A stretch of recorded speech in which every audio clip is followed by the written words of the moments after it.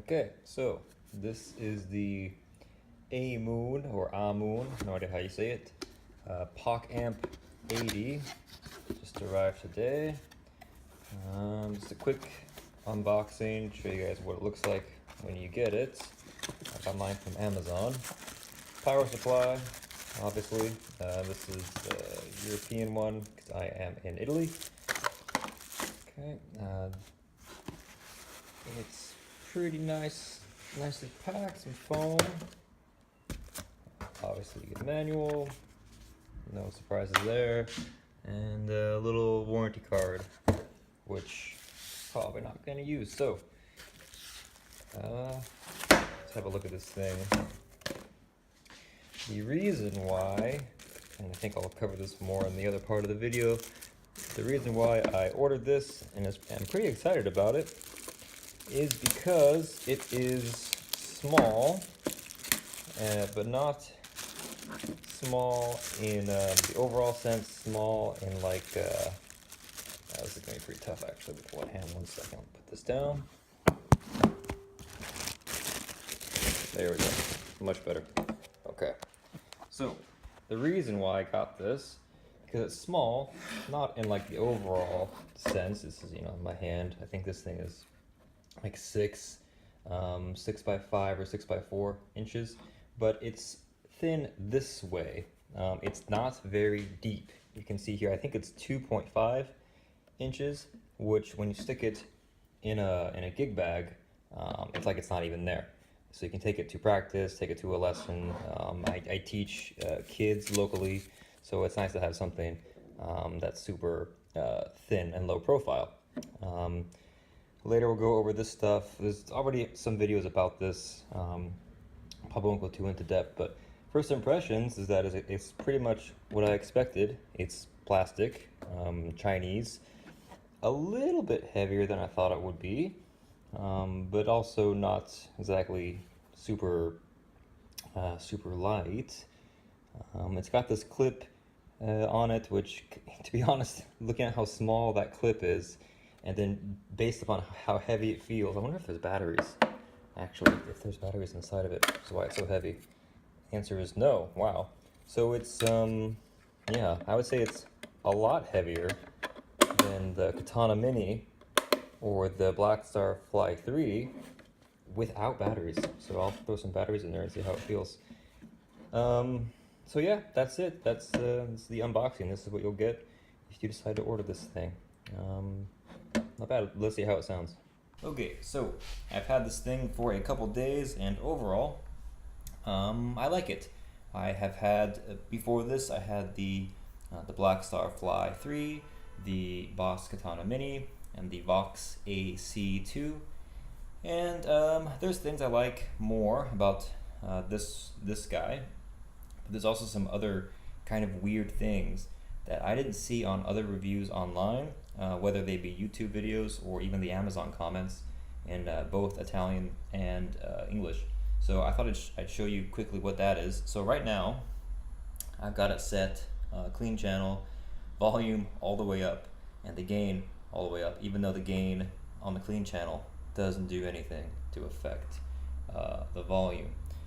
Also, quick note, this thing is supposedly rated at 5 watts, and no, it's definitely not 5 watts. That's cranked, volume cranked. It's not loud. The Blackstar Fly3, which is rated at 3 watts, even though I don't have it here, just from memory, it's way louder than this thing. So keep that in mind. It's definitely not 5 watts at all. Okay, so there's one or two kind of weird things about this amp. Right now, there's no effects. It's just dry. Okay. Now, you've all seen that as you turn the effects, first you have chorus, right? And as you go up, it gets kind of more intense or faster. Okay, so now we're in tremolo territory. Okay.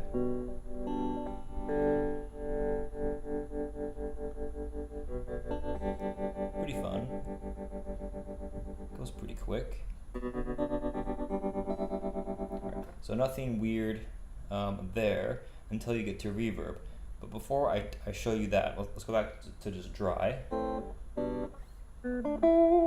So this amp, this little cheap Chinese amp, has a built-in noise gate that you cannot adjust, and you wouldn't even know it's there if you weren't trying to play something that would well, here, I'll just show you.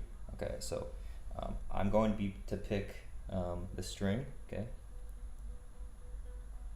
there you go.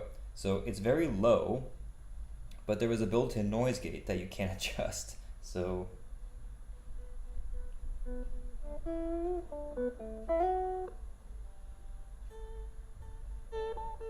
this kind of jumps in and out as it wants. Now, if you're, you know,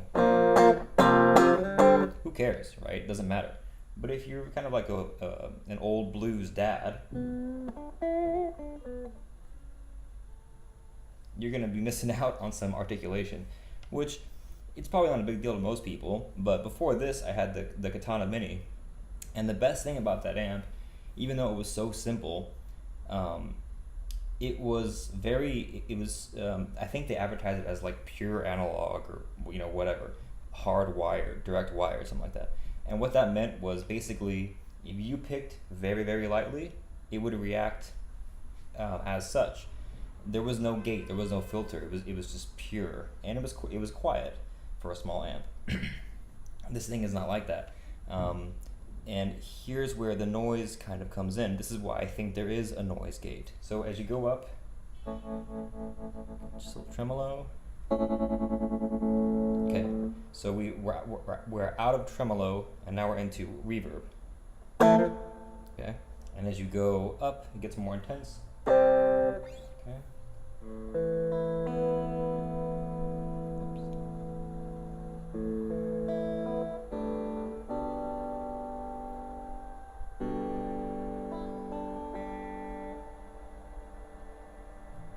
Maybe you can hear that. It's got a much higher noise floor. From the moment you, even at the low settings,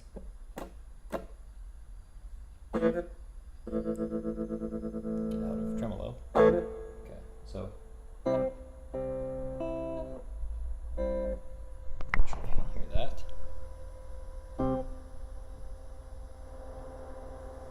There, I'm not even playing. And that's with the reverb maxed out. It's super noisy. And it's just there.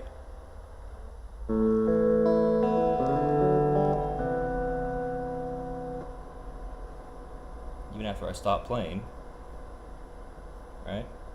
It's just a very high noise floor. This kind of goes around. So I don't know if my unit is defective or if this is just how it's designed. I kind of think this is probably how it's designed. I mean, this is a very cheap unit, super affordable. You get a ton of stuff in here. I mean, there's the drum machine, the effects, blah, blah, blah. You're gonna have to cut costs somewhere, and it's probably just noisy. So I guess it's easier to slap a built-in noise gate in there and deal with the noise that way. I don't know. But for most people, it's probably not a big deal. I don't think anyone has really noticed this except me, and I thought I would just share it with you guys. So overall, if you're thinking about buying this thing, I don't know if they're available in the US, but here in Europe, they're pretty common. I would say, you know, go for it. I think it's 50 or 40 euros on Amazon, so like 50 bucks. If you like chorus, tremolo, reverb, and having a drum machine, I would say go for it. I happen to like those effects the most. My favorite effect is not delay, and all of the modern mini amps, as good as they sound, the Fly3, the Katana Mini, as good as they sound, I don't really care about delay. I'm not a delay guy. I much prefer reverb and chorus and tremolo, reverb being the most important. And in a unit this size, this is the only one that you get those effects The only direct competitor to this is the Vox AC2. I had that. It's pretty much the same thing. Actually, on paper, it's better because you can do two effects simultaneously. The only thing I didn't like about the Vox AC2 was that it sounded really tiny. It was like those Marshall stacks or those old Dan Electro Bacon and Eggs mini amps. Very clock radio, just super tiny. So yeah, if you have any questions or comments, feel free to throw them in below. Overall, I would say yeah, probably worth it. If you like bigger, fuller sound, I would go with a Fly3 or a Katana Mini over this. If you like having just something that gives you a nice reverb and some fun, tremolo with a drum machine, I would say go for this. Give it a shot. 40 euros, you can't beat it.